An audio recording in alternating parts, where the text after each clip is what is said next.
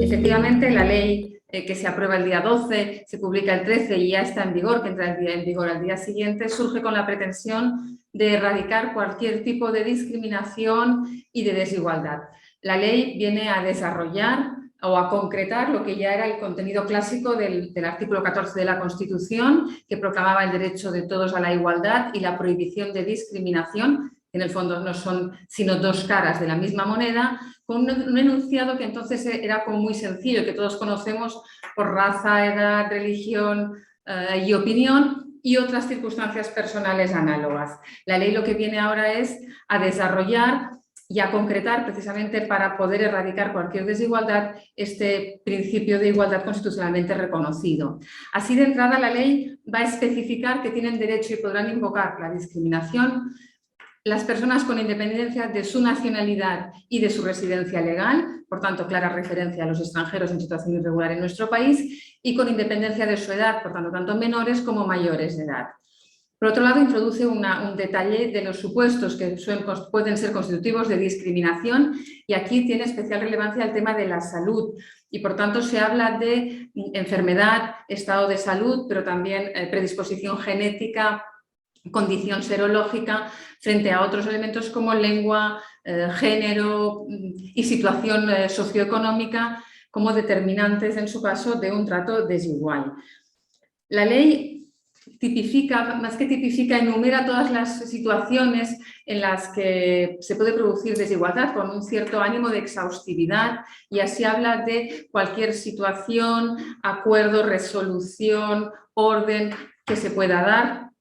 También la inducción o la predisposición que se traslade a un grupo para llevar a cabo conductas que puedan ser constitutivas de discriminación, y concretamente va a regular dos cosas específicas, que es el acoso y la represalia. El acoso se describe como aquella conducta que, más allá de la desigualdad, lo que trata es de crear, por razón de la discriminación, un entorno hostil frente a la persona discriminada, y las represalias son las consecuencias negativas que recibe una persona por el hecho de intervenir en un proceso, sea administrativo, sea judicial, en el que se está ventilando una denuncia por discriminación. Igualmente pueden ser constitutivas de discriminación las conductas omisivas, la dejación de funciones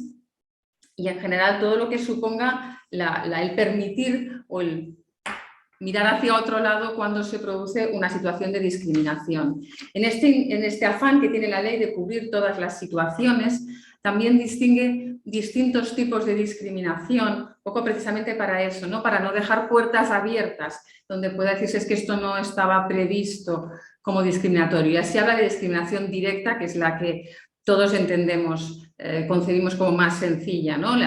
Diferencias de salario por razón de raza o de condiciones económicas, o un despido de una mujer por estar embarazada, pero junto a esta aparece la discriminación indirecta, que se refiere a aquellas conductas que aparentemente son neutras, pero en su ejecución o en sus consecuencias son discriminatorias. Sería el caso de, por ejemplo, promover una promoción profesional a quien tenga mayor flexibilidad horaria. Sabido es que son las mujeres quienes se encargan normalmente de los niños y de los mayores que puedan ser dependientes. Es evidente que tienen menor flexibilidad horaria y, por tanto, de aquí puede derivar una conducta discriminatoria. Se habla también de discriminación por asociación, que es la que sufre una persona por vincularse con un grupo. Pues yo, abogado, defiendo a un grupo LGTBI y pues un cliente rechaza mis servicios precisamente por mi vinculación con ese grupo, al margen de cuál sea mi orientación sexual. La discriminación por error, que es cuando se atribuye a una persona una condición que no tiene y se le discrimina por esa razón, es decir, se le discrimina por ser seropositivo, pero en realidad no lo es. La discriminación múltiple es cuando concurren en una misma circunstancia, en una misma persona, distintas causas de esta discriminación que hemos enumerado de forma independiente, pero puede ser pues una condición de salud, una condición de raza o de género conjuntamente. Y finalmente la discriminación interseccional, que es cuando estas causas que concurren conjuntamente dan a su vez lugar ya a un tipo de discriminación específica, a un estereotipo social negativo, como podría ser pues las mujeres gitanas, que no solo por ser mujer, ser gitana, sino que ese conjunto ya genera un tipo de discriminación. Y esta protección se hace extensiva a todos los ámbitos. La ley contiene una enumeración amplia, habla de educación, sanidad, acceso a la vivienda, a la cultura, a las ayudas y evidentemente el ámbito social y el laboral. En este marco creo que es importante hacer dos distinciones. La primera es que el trato igual o la igualdad que persigue la ley no es uniformidad. No todo lo que sea no todo va a tener que tratarse igual si realmente no partimos de las mismas premisas. No se trata de que sea uniforme el trato, sino que se trate igual aquello que realmente es igual. De esta forma, la ley, recogiendo planteamiento tradicional del Tribunal Constitucional, establece que no habrá discriminación cuando la distinción de trato se justifique o bien en otra ley o bien en razones objetivas y fundadas que tengan una finalidad legítima. Es si efectivamente hay un motivo razonable detrás, una distinción de trato no tiene por qué ser por sí misma discriminatoria. El otro elemento que se plantea con reiteración aquí en el despacho es que no existe la igualdad en la ilegalidad. Si una persona consolida una situación de ilegalidad porque ha pasado el tiempo, porque alguien ha hecho dejación de sus funciones, por la razón que sea, no hay un derecho a ese mismo trato igual. Si se ha accedido a un puesto de trabajo sin reunir los requisitos o si he construido la casa excediendo la edificabilidad, el vecino o el compañero de trabajo no podrá exigir un trato igual tomando como parámetro esa ilegalidad. La igualdad en la ilegalidad no existe. En la parte genérica de la ley hace referencia también a que se crea una autoridad independiente para la igualdad de trato, que es una autoridad que no tiene ninguna competencia sancionadora, tiene una competencia de información y acompañamiento a la víctima y en este sentido se prevé que pueda efectuar tareas de conciliación y mediación entre la víctima denunciante de una situación de discriminación y el denunciado y en términos generales se confiere a la autoridad una tarea y unas competencias de coordinación, colaboración con otras administraciones y elaboración de informes. Ciertamente en todo este marco el que quizás más nos compete hoy es el de la empresa, que tiene también una mención específica, el ámbito laboral, y hay que señalar que la discriminación podrá producirse tanto en las relaciones por cuenta propia, es decir, entre el trabajador autónomo y el cliente, como por cuenta ajena. La relación laboral entre el empresario y el trabajador en todas sus facetas, en todos sus ámbitos, ha de velar porque se cumpla ese principio de igualdad. Por tanto, desde el momento en que se publica la oferta, se hace la entrevista de trabajo, se ofrece formación a ese empleado en cuanto a su jornada, a los términos de prestación, al despido, a una eventual suspensión, a las causas de extinción. Todos los ámbitos han de cumplir un trato igual o, si es desigual, que no sea por ninguna de las causas que aquí se han enumerado. Se hace especial mención en cuanto al ámbito laboral a la discriminación indirecta, ¿no? Esas conductas que aparecen neutras pero que en realidad en la práctica son discriminatorias. Igualmente se especifica que ya no será posible preguntar en una entrevista de trabajo por el estado de salud del trabajador. Junto a esta vigilancia o este planteamiento genérico surge una obligación nueva para el empresario, que es contar con herramientas y mecanismos que le permitan prevenir, detectar y, en su caso, cesar situaciones de discriminación. De hecho, la ley no impone los términos de un protocolo cualquiera, concreto, pero al final, solo a través de un protocolo podremos tener herramientas a disposición de la empresa que permitan cubrir esas tres facetas. La prevención de una conducta que pueda ser discriminatoria, la detección si se produce y el cese de la misma. Señalar que además la falta de este protocolo, de estas herramientas, haría responsable a la empresa en su caso del daño que la discriminación causara. Establece la ley que por medio de un futuro desarrollo reglamentario será posible que empresas de más de 250 trabajadores incluso tengan que publicar tablas salariales y veremos cómo se desarrolla reglamentariamente para salvaguardar la privacidad de los trabajadores, pero que permitan valorar si hay discriminaciones pues, por razón de raza o género, por ejemplo, en las retribuciones.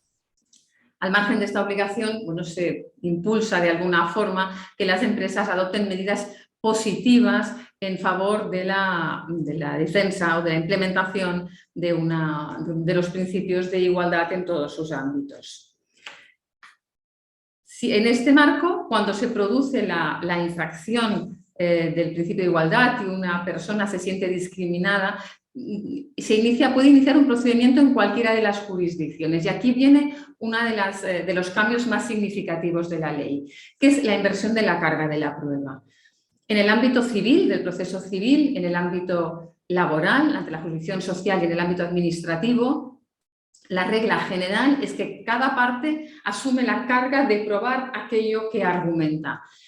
Cada una de las partes en la contienda tiene que demostrar los hechos en los que basa su pretensión. Y aquí la ley va a cambiar esta regla general, porque establece que la persona que denuncie la discriminación basta que aporte un indicio fundado de esta discriminación para que cumpla con su obligación probatoria, su obligación procesal, y sea el denunciado o el demandado quien tenga que demostrar que hay un criterio objetivo y razonable detrás que persigue un fin legítimo que justifica este trato diferente. Ya no es la víctima que hay que demostrar que realmente no hay razón para esa discriminación, sino que se traslada al denunciado, a la otra parte, la obligación de probar que efectivamente no es discriminatoria su conducta. De esta inversión de la carga de la prueba quedan excluidos los procedimientos sancionadores y la jurisdicción penal, en donde sigue rigiendo la presunción de inocencia y, por tanto, es quien sostiene la acusación, sea pública o privada, quien asume la integridad de la carga de la prueba. En relación a la reparación que prevé la ley prevé básicamente dos cuestiones: una reparación esencialmente económica, una indemnización, y la reposición a la situación anterior a la discriminación. En cuanto a la reparación económica, la ley simplemente dice que será acorde a las circunstancias en que se haya producido esta discriminación. Estaría bien que a través del desarrollo reglamentario se dieran unas pautas para cuantificar esta eventual indemnización, pero sí introduce también una novedad significativa,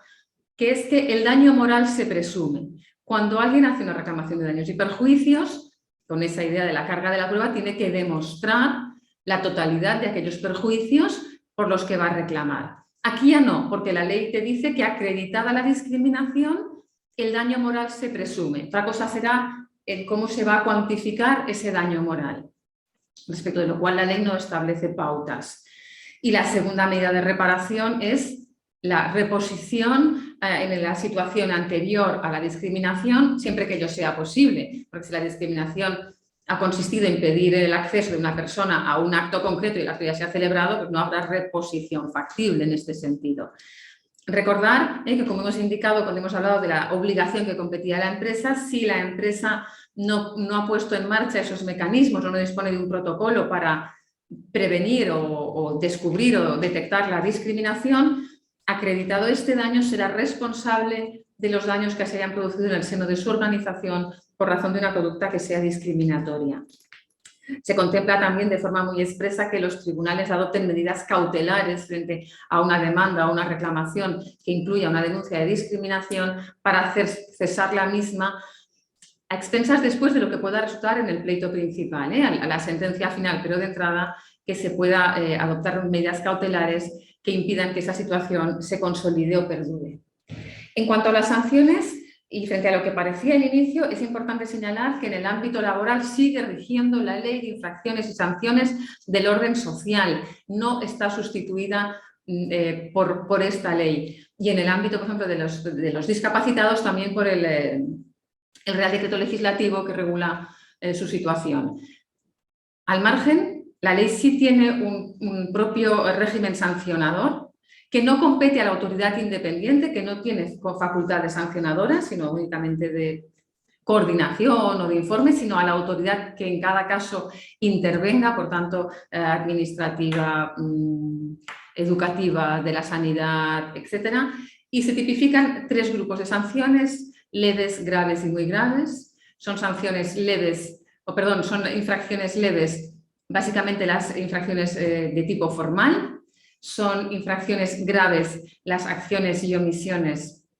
constitutivas de acoso, la represalia, el incumplimiento de los requerimientos administrativos respecto a una conducta que pueda estimarse discriminatoria, y la reiteración de acciones, de infracciones tipificadas como leves. Y son infracciones muy graves los incumplimientos más graves de la ley, sobre todo las discriminaciones múltiples, la reiteración por descontado de infracciones graves,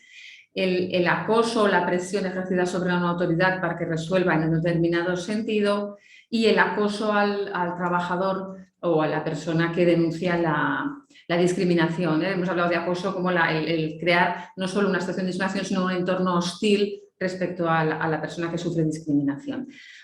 Estas conductas son sancionadas con multas que oscilan entre 300 y 500.000 euros en función de las circunstancias concurrentes, desde si ha habido publicidad, el tiempo que ha durado, si ha habido una cesación voluntaria, como podría ser en cualquier otro procedimiento sancionador. Solo aquellas conductas que realmente afectan muy gravemente a la dignidad de las personas y a la convivencia estructuralmente concebida en la Constitución son las que integrarían ya los delitos de odio que tienen otra regulación. Esta sería un poco una visión a vista de pájaro de lo que establece la ley y de las novedades más significativas que entiendo que son, por un lado, ese detalle de factores y conductas y, por otro, la parte de inversión de la carga de la prueba que sí tendrá una repercusión más significativa en todos los procedimientos que se tramiten en los que se invoque la discriminación. Muchas gracias.